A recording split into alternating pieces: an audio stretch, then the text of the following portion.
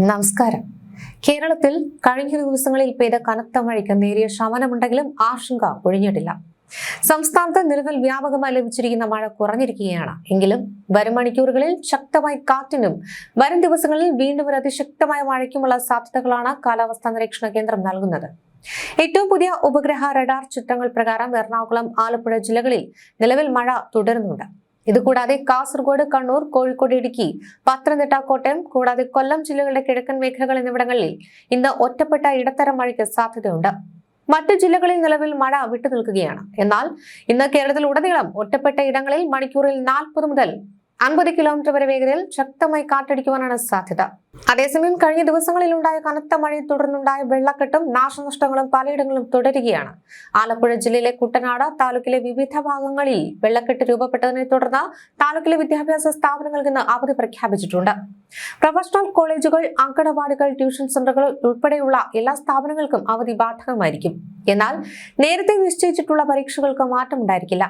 ഇതോടൊപ്പം പത്തനംതിട്ട, കോട്ടയം, ആലപ്പുഴ ജില്ലകളിൽ ദുരിതാശ്വാസ ക്യാമ്പുകൾ പ്രവർത്തിക്കുന്ന സ്കൂളുകൾക്കും ഇന്ന് കളക്ടർ അവധി പ്രഖ്യാപിച്ചിരിക്കുകയാണ്. ഇപ്പോഴത്തെ ഈ ഒരു ശാന്തത താൽക്കാലികം മാത്രമെന്നാണ് കാലാവസ്ഥാ നിരീക്ഷണ കേന്ദ്രം വ്യക്തമാക്കുന്നത്. ഒഡീഷയ്ക്ക് മുകളിലായി ഉണ്ടായിരുന്ന ന്യൂനമർദ്ദം ഇപ്പോൾ മധ്യപ്രദേശിന് മുകളിൽ എത്തിയിരിക്കുകയാണ്. ഇതിന് പിന്നാലെ ബംഗാൾ ഉൾക്കടലിൽ പുതിയൊരു ചക്രവാത ചുഴി രൂപപ്പെട്ടിട്ടുണ്ട്. ഈ മാസം 13 ഇത് ശക്തമായ ന്യൂനമർദ്ദമായി മാറുവാനാണ് സാധ്യത. ഇതിന്റെ ഫലമായിട്ട് വരുന്ന ഓഗസ്റ്റ് 14, 15 തീയതികളിൽ കേരളത്തിൽ വീണ്ടും മഴ കനക്കാൻ സാധ്യതയുണ്ടെന്നാണ് പുതിയ മുന്നറിയിപ്പ്. വരും ദിവസങ്ങളിലും ജനങ്ങൾ ജാഗ്രത പാലിക്കേണ്ടതുണ്ട്. മഴ മാറിയ സാഹചര്യത്തിൽ സംസ്ഥാനത്ത് പകർച്ചവ്യാധികൾ പടരുവാൻ സാധ്യതയുണ്ടെന്നും ആരോഗ്യവകുപ്പ് മുന്നറിയിപ്പ് നൽകുന്നു. എലിപ്പനി, ഡെങ്കിപ്പനി, വയറിളക്ക രോഗങ്ങൾ എന്നിവയ്ക്കെതിരെ ജനങ്ങൾ അതീവ ജാഗ്രത പാലിക്കണം. വീട്ടുപരിസരങ്ങളിൽ വെള്ളം കെട്ടിക്കിടക്കാൻ അനുവദിക്കരുത്. തിളപ്പിച്ചാറ്റിയ വെള്ളം മാത്രം കുടിക്കാൻ ശ്രദ്ധിക്കുക. പനിയോ മറ്റു രോഗലക്ഷണങ്ങളോ കണ്ടാൽ സ്വയം ചികിത്സ ഒഴിവാക്കി തൊട്ടടുത്തുള്ള ആരോഗ്യ കേന്ദ്രത്തിൽ ഉടനെ അഭയം പ്രാപിക്കണമെന്നും ആരോഗ്യവകുപ്പ് കർശന നിർദ്ദേശം നൽകിയിട്ടുണ്ട്. കൂടാതെ അടുത്ത 3 മണിക്കൂറിൽ കൊല്ലം, പത്തനംതിട്ട, ആലപ്പുഴ, കോട്ടയം, കണ്ണൂർ, കാസർഗോഡ് ജില്ലകളിൽ ഒറ്റപ്പെട്ട ഇടങ്ങളിൽ ഇടത്തരം മഴയ്ക്കും മണിക്കൂറിൽ 30 മുതൽ 40 കിലോമീറ്റർ വരെ വേഗതയിൽ ശക്തമായി കാറ്റിനും സാധ്യതയുണ്ട്. മറ്റെല്ലാ ജില്ലകളിലും ഒറ്റപ്പെട്ട ഇടങ്ങളിൽ നേരിയ മഴയ്ക്കും സാധ്യതയുണ്ടെന്ന് കാലാവസ്ഥാ നിരീക്ഷണ കേന്ദ്രം അറിയിക്കുകയാണ്.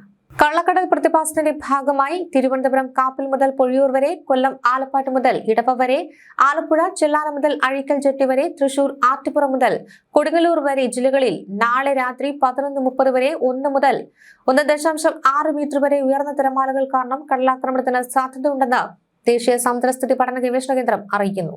കള്ളക്കടൽ പ്രതിഭാസത്തിന്റെ ഭാഗമായി കന്യാകുമാരി തീരത്ത് നാളെ രാത്രി 11:30 വരെയാണ് 1.4 മുതൽ 1.5 മീറ്റർ വരെ ഉയർന്ന കടലാക്രമണത്തിന് സാധ്യതയുണ്ടെന്ന് ദേശീയ സമുദ്രസ്ഥിതി പഠന ഗവേഷണ കേന്ദ്രം അറിയിക്കുന്നത്. കടലാക്രമണത്തിന് സാധ്യതയുള്ളതിനാൽ മത്സ്യത്തൊഴിലാളികളും തീരദേശവാസികളും ജാഗ്രത പാലിക്കുക. കടൽക്ഷോഭം രൂക്ഷമാകാൻ സാധ്യതയുള്ളതിനാൽ അപകട മേഖലകളിൽ നിന്ന് അധികൃതരുടെ നിർദ്ദേശാനുസരണം മാറി താമസിക്കുക. ചെറിയ വള്ളങ്ങളും ബോട്ടുകളും കടലിലേക്ക് ഇറക്കുന്നത് ഈ സമയത്ത് ഒഴിവാക്കേണ്ടതാണ്. കള്ളക്കടൽ പ്രതിഭാസത്തിനും ഉയർന്ന തിരമാലയ്ക്കും സാധ്യതയുള്ള ഘട്ടത്തിൽ കടലിലേക്ക് മത്സ്യബന്ധന യാനങ്ങൾ ഇറക്കുന്നത് പോലെ തന്നെ അപകടകരമാണ് കരയ്ക്ക് അടുപ്പിക്കുന്നതും. അതുകൊണ്ട് തിരമാല ശക്തിപ്പെടുന്ന ഘട്ടത്തിൽ കടലിലേക്ക് ഇറക്കുന്നതും കരയ്ക്ക് അടുപ്പിക്കുന്നതും ഒഴിവാക്കേണ്ടതാണ്. ഇൻകോയിസ് മുന്നറിയിപ്പ് പിൻവലിക്കുന്നതുവരെ ബീച്ചുകൾ കേന്ദ്രീകരിച്ചുള്ള വിനോദസഞ്ചാരം ഉൾപ്പെടെയുള്ള എല്ലാ പ്രവർത്തനങ്ങളും പൂർണ്ണമായും ഒഴിവാക്കേണ്ടതാണ്.